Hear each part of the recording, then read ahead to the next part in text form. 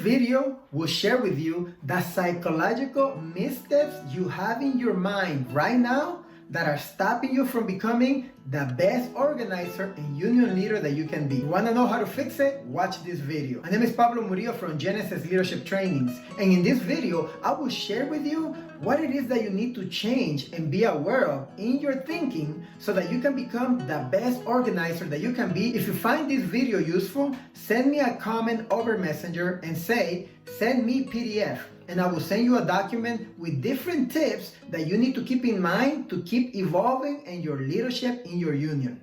This video is gonna help you realize the type of thinking that we must change in order to become the best organizer and best union leaders that we can be. Let me ask you a question. Have you ever said this? The worksite is too cold. People are too apathetic. There's too much apathy in that worksite. Have you ever said that yourself? Or maybe you heard somebody say that. Two things that I want to point out about that expression. Number one, remember this. When we think that people are too apathetic to get involved, is when we become too apathetic to lead. That expression comes at a high price. If you allow that idea to take root in our mind that people are too apathetic to get involved, then there is no way that we're going to possibly do our best to try to get them involved, because it's as if we are the jury and we're the judge and we already condemn everybody and they don't want to get involved. It is hard to take action. However, when we say things like that, there's a lot of stuff that's going on behind the scenes in our minds. So let me explain. People are too apathetic. That's why the worksite is too cold. What we're saying, in other words, is that the people in that worksite are not the right type of members. And because they're not that right type of members, we cannot do what we need to do, such as signing the cards, recruiting leaders. And because we cannot get them to do that, then we cannot be accomplished union leaders ourselves. And we feel horrible about it. That order of thinking is not the right order of thinking if you want to achieve success in your organizing. The reason why is because of this. This is the order of the elements that you're thinking of. Have, do, and be. That is the order. Now think about it. People are too apathetic in that worksite. That worksite is too cold. We put that responsibility of being active and being involved in the union not on us as the leaders, but on them at the worksite. Now I understand that they are the union and we try to preach that, but to organize people, to influence them to take action, it has to begin with us, the union staff, the union leader, all right? So when we say the worksite is too apathetic, we're saying that we don't have the right type of materials, we don't have the right type of people.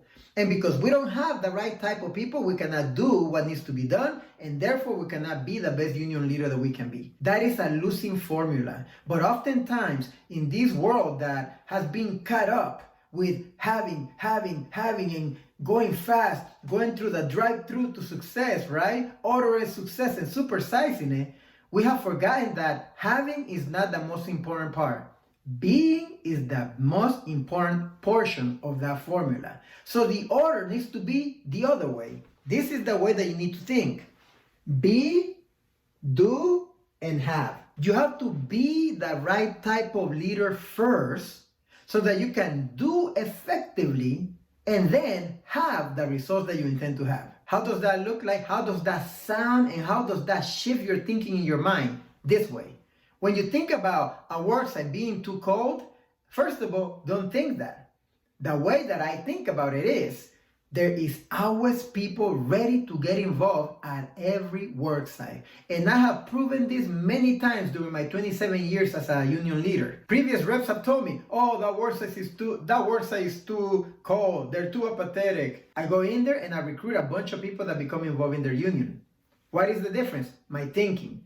So this is the way I look at it. I must be first. What does that mean? I must be the right type of leader.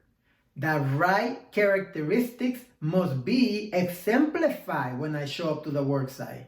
I must show enthusiasm, energy, knowledge, consistency, and show them commitment.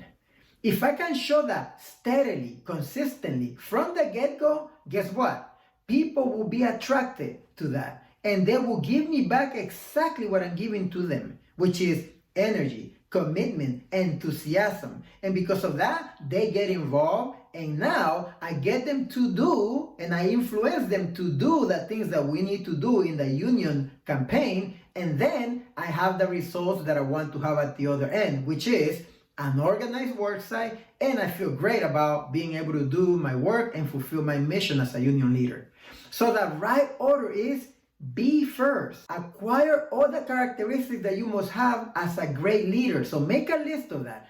What does a great leader speak like, carry themselves like? How does a great leader think? Make a list and try to embody as many of those characteristics. And stay consistent showing up at the worksite. Don't just show up when you need somebody to sign a card. So stay steady, keep showing up, and then people will give you back exactly what you're giving them, which is commitment. And then you can do the things that you need to do and reach the results that you need to have. So I hope this video was useful. It's a very short video, but I hope that it will point out how you need to change. To be or not to be? That's the question. Send me a message over Messenger if you want to receive the PDF to keep continuing to develop your mindset as a leader. This is Pablo Murillo from Genesis Leadership Trainings. See you at the top, where the champions belong.